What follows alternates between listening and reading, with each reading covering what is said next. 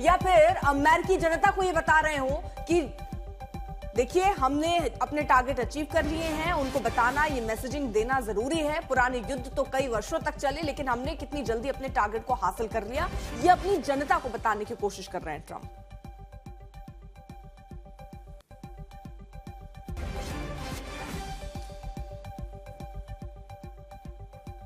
तो world war का जिक्र कर रहे हैं और वो ये देखिए पहला विश्व युद्ध का जिक्र कर रहे हैं, दूसरे विश्व युद्ध का समय बता रहे हैं कि देखिए पहला विश्व युद्ध कितने साल चला, दूसरा कितने साल चला, 19 साल चला वियतनाम युद्ध। उस हिसाब से अगर आप तुलना करेंगे ईरान का, तो इसको तो हमने 32 दिन में लगभग खत्म कर दिया है। यानी हम कितने महान, कितने शक्तिशाली अमेरिका है। थोड़े लॉस आपको जरूर हो रहे हैं, थोड़ी आपको दिक्कतें हो रही हैं, लेकिन हम अमेरिका को कैसे सिक्योर कर रहे हैं वो ये समझाते हुए नजर आ रहे हैं। पुराने युद्ध से तुलना करें, ट्रंप ने पुराने युद्धों को का जिक्र किया। आखिरकार क्यों ट्रंप ने क्यों गिनाया कि विश्व युद्ध, वियतनाम और वॉर, क्या लंबी जंग की तैयारी में है अमेरिका? क्या ये अमेरिका बताने की कोशिश कर रहा है? अब ट्रंप के बयानों से क्या समझा जाए? क्योंकि आप तुलना, या तो आप केवल जनता को ही समझा रहे हैं कि देखिए वहां इतना समय लगा, हमने ये कामयाबी चंद दिनों यानी महीने भर में ही लगभग पूरी कर ली।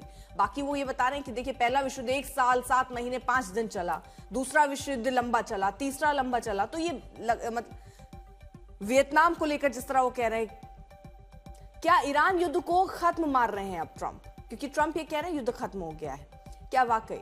अभी हम आपको 3 युद्ध की तस्वीर दिखा रहे हैं जिसका जिक्र वो कर रहे थे। पहला विश्व युद्ध, दूसरा विश्व युद्ध और वियतनाम युद्ध, जिसमें पहला विश्व युद्ध 1 साल 7 महीने 5 दिन चला, दूसरा जो था वो 3 साल 8 महीने 25 दिन चला, और वियतनाम युद्ध जिसमें एक लंबा समय गया, उसका जिक्र ट्रंप अपने बयान में करते हैं।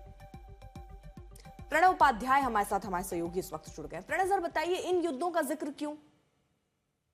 एक तो उपलब्धि गिनाने के लिए कि कितना जल्दी वो किसी भी ऑपरेशन को कंक्लूड कर रहे हैं, साथ ही अपने अपने समर्थक वर्ग को, अपनी जनता को ये बताने की कोशिश कि कोई लंबे युद्ध का बोझ मैं आप पर नहीं डालने जा रहा हूं, मैं अपने चुनावी वादों से नहीं मुकर रहा हूं, क्योंकि उनके लिए एक चिंता आने वाला मिड टर्म इलेक्शन भी है। लेकिन यहाँ पर एक विरोधाभास कह लीजिए, एक आयरनी जो है वो नजर आती है कि वो तुलना कर रहे हैं युद्धों से, और नाम उसका उन्होंने दिया है ऑपरेशन। बार बार ये जताने की कोशिश कर रहे हैं कि ये एक युद्ध नहीं है, किसी तरीके की वॉर नहीं है, ये केवल एक ऑपरेशन है, और ऑपरेशन भी शॉर्ट ड्यूरेशन का है, क्योंकि युद्ध के ऐलान के लिए तो उनको कांग्रेस का अप्रूवल की जरूरत है। अमेरिका के अंदर युद्ध का ऐलान और उसकी इजाजत जो है वो अमेरिकी संसद देती है, और अभी अमेरिकी संसद ने इस तरीके का कोई अप्रूवल जो है वो इस युद्ध को नहीं दिया है। इसलिए ये लंबा युद्ध नहीं है, ये भी बताने की कोशिश राष्ट्रपति डोनाल्ड ट्रंप की है। लेकिन वो ये दिखाने की कोशिश कर रहे हैं कि कैसे उन्होंने अमेरिकी सत्ता या अमेरिकी जो सैन्य ताकत है उसका दबदबा स्थापित किया है। बहुत छोटे समय में उन्होंने वो सारी चीजें हासिल कर ली हैं। चाहे देखिए, उन्होंने इस ईरान के ऑपरेशन एपिक फ्यूरी के साथ साथ उन्होंने वेनेजुएला के ऑपरेशन का भी जिक्र किया, जो उनके ही कार्यकाल में हुआ इस साल की शुरुआत के अंदर, और उन्होंने अमेरिका की सेना को उसके लिए धन्यवाद भी दिया।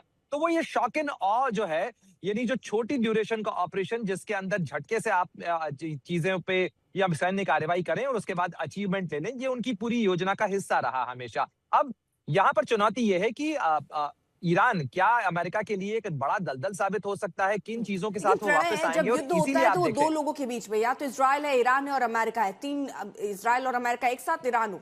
अगर ट्रंप यहां पर ये कह देते हैं कि युद्ध खत्म हो गया, तो वाकई क्या खत्म हो गया? क्या इजराइल भी अपने हमले रोक देगा? ईरान इसको मान लेगा कि अब हम हमले नहीं करेंगे?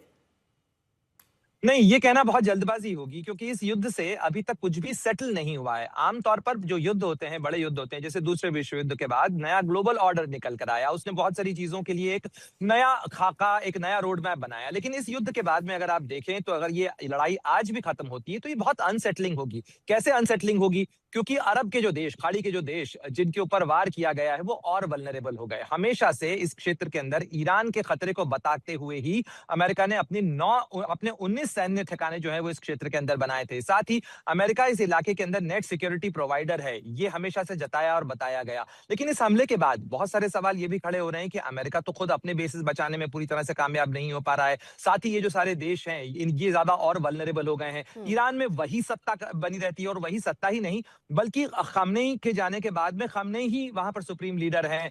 तो फिर बदलाव क्या हुआ? तो ये सारी चीजें अनसेटलिंग हैं इस पूरे क्षेत्र के लिए, और इसीलिए तो शायद वजह है ना कि ट्रंप यही कह रहे हैं, ना खाता ना वही, जो मैं कहूं वही सही। वैसे ही कुछ स्थिति नजर आती